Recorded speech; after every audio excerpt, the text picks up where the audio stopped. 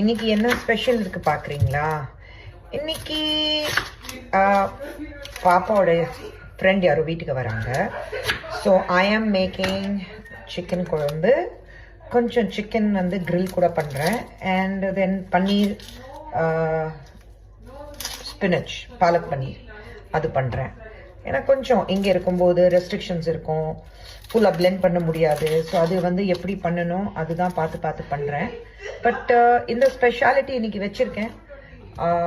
So அவ்வளோதான். அது பண்ணும்போது உங்களுக்கு காட்டுறேன்.